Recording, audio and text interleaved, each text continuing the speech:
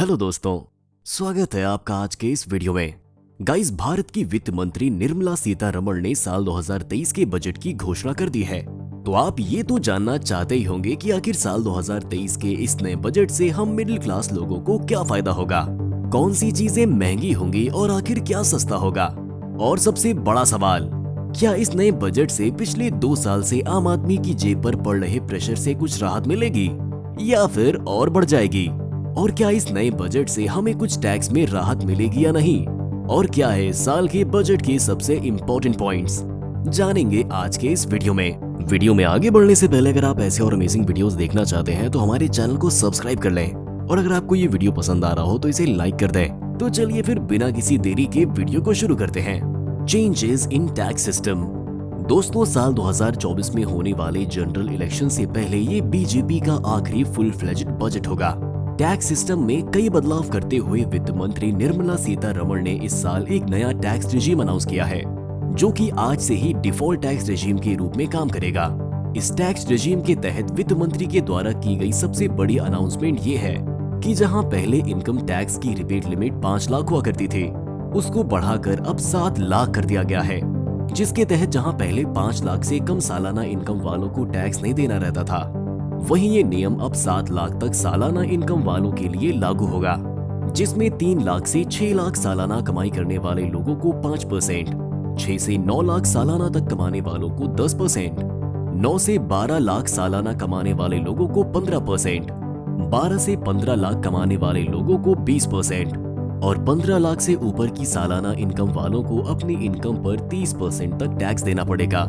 इसके साथ ही tax proposals में हाईएस्ट सरचार्ज रेट को 37.5% से घटाकर 25% कर दिया गया है।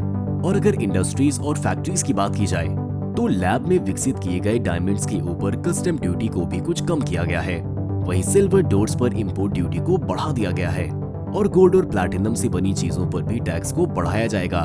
इन सब के साथ ही कंपाउंडेड रबर और ईवी बैटरीज पर भी कस्टम ड्यूटी एग्जेम्पशन को बढ़ा दिया गया है। क्या हुआ सस्ता और क्या हुआ महंगा?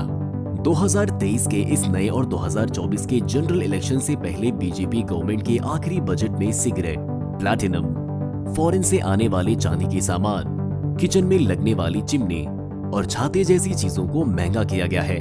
किचन चिमनी पर पहले लगने वाली 7.5% कस्टम ड्यूटी को बढ़ाकर अब 15% कर दिया गया है।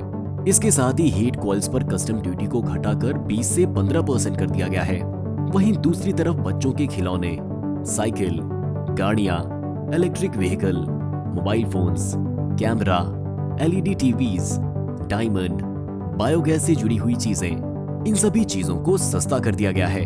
टीवी पैनल्स पर लगने वाली कस्टम ड्यूटी को घटाकर 2.5% कर दिया गया है। Green energy transition. साल 2023 के इस बजट में वित्त मंत्री ने गवर्नमेंट की टॉप 7 प्रायोरिटीज में ग्रीन एनर्जी को 5वें नंबर पर रखा है। ग्रीन एनर्जी ट्रांजिशन के टारगेट को अचीव करने के लिए सरकार ने 35,000 करोड़ रुपए के एक खाके को तैयार किया है। वित्त मंत्री ने बजट को पेश करते समय अपनी स्पीच में कहा कि 2070 तक जीरो कार्बन एमिशन के टारगेट को अचीव करने में ये बजट एक बहुत बड़ा रोल प्ले करेगा। इस साल के बजट में गवर्नमेंट की टॉप 7 प्रायोरिटीज इस प्रकार है: inclusive development, reaching the last mile, infra and investment, unleashing the potential, green growth, youth power और financial sector. Major announcement for overall development of the country. Financial year 2024 के लिए fiscal deficit target को GDP का 5.9% रखा गया और इस साल के टारगेट को बदलकर जीडीपी का 6.4% कर दिया गया। देश के कैपिटल एक्सपेंडिचर आउटले को भी 33% से बढ़ाकर 10 लाख करोड़ रुपए कर दिया गया है, जो कि कंट्री की जीडीपी का तो 3.3% है ही। साथ ही 2020 में बनाए गए कैपिटल एक्सपेंडिचर आउटले से लगभग 3 गुना ज्यादा है। इंफ्रास्ट्रक्चर डेवलपमेंट के लिए सरकार ने 10 लाख करोड़ का इनहांस्ड केपेक्स एलोकेट किया है। Major announcement for youths. अगले 3 साल तक युवाओं को स्किल ट्रेनिंग प्रोवाइड कराने के लिए गवर्नमेंट चौथी बार प्रधानमंत्री कौशल विकास योजना को भी शुरू करेगी। सरकार ने 47 लाख युवाओं के लिए अगले 3 साल में पैन इंडिया नेशनल अप्रेंटिसशिप के तहत एक डायरेक्ट बेनिफिट ट्रांसफर स्कीम को लाने की भी घोषणा की है। Reduced custom duty on goods. Agriculture और टेक्सटाइल गुड्स को छोड़कर बाकी सभी गुड्स पर कस्टम ड्यूटी को 21 से घटाकर 13 कर दिया गया है। Relief in customs duty on imports of certain parts. India में मोबाइल फोन प्रोडक्शन को प्रमोट करने के लिए इंडियन गवर्नमेंट ने इनके कुछ पार्ट जैसे कि लिथियम आयन बैटरीज और कैमरा लेंसेज पर कस्टम ड्यूटी में रिलीफ प्रोवाइड करने की घोषणा की है, जिससे इंडिया में मोबाइल प्रोडक्शन को और बेटर और अफोर्डेबल बनाया जा सके।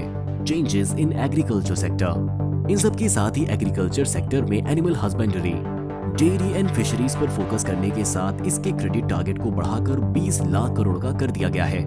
राज्यों और केंद्र शासित प्रदेशों में एग्रीकल्चर में अल्टरनेटिव फर्टिलाइजर्स के इस्तेमाल को बढ़ाने के लिए और मदर अर्थ की रिस्टोरेशन, एमेलियोरेशन, अवेयरनेस और नरिशमेंट के लिए पीएम प्रणाम प्रोग्राम को शुरू किया जाएगा। इन अनाउंसमेंट्स के साथ वित्त मंत्री ने पीएम मत्स्य संपदा योजना नाम की एक सब स्कीम को भी 6000 करोड़ की इन्वेस्टमेंट के साथ लॉन्च करने की अनाउंसमेंट की है।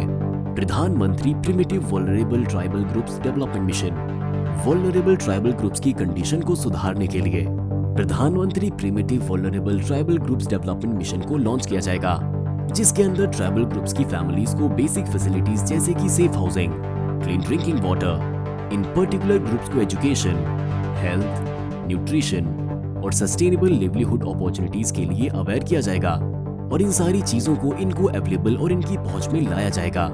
Regional air connectivity. Regional air connectivity को इम्प्रूव करने के लिए सरकार ने 50 एडिशनल एयरपोर्ट्स, हेलीपैड्स, वाटर एयरोड्रोम्स और एडवांस लैंडिंग ग्राउंड्स को बनाने की भी घोषणा की है। Capital outlay for railways. सरकार ने इंडियन रेलवेज के लिए 2 करोड़ 40 लाख का कैपिटल आउटले अनाउंस किया है, जो कि 2013-14 के कैपिटल आउटले के बाद से अब तक का हाईएस्ट एलोकेशन है। Other major announcements. अभी तक जितनी भी चीजें हमने आपको इस बजट के बारे में बताई हैं, ये तो थी इस बजट से जुड़ी अब तक की सबसे इम्पोर्टेंट चीजें, पर अब हम आपको इन चीजों के अलावा और भी कुछ ऐसी मेजर अनाउंसमेंट्स के बारे में बताने जा रहे हैं, जो कि हमारे देश की ओवरऑल डेवलपमेंट में और हमारे डेवलपमेंट में भी एक बड़ा रोल प्ले कर सकती है। अपने भाषण में वित्त मंत्री निर्मला सीतारमण ने बताया कि सभी बच्चे और बूढ़े सभी को क्वालिटी बुक्स अवेलेबल कराने के लिए एक डिजिटल लाइब्रेरी को खोला जाएगा। इसके साथ ही स्टेट्स को जीएसडीपी का 3.5% का फिस्कल डेफिसिट अलाउ किया गया है, जिसका 0.5% पावर सेक्टर में किए जाने वाले बदलावों में जाएगा। अपनी अनाउंसमेंट में वित्त मंत्री ने ये भी बताया कि ईपीएफओ मेंबरशिप के 27 करोड़ तक डबल होने से और साल 2022 में यूपीआई के द्वारा की गई 7400 करोड़ की डिजिटल पेमेंट्स ने देश की इकोनॉमी को पहले से और ज्यादा फॉर्मलाइज बना दिया है।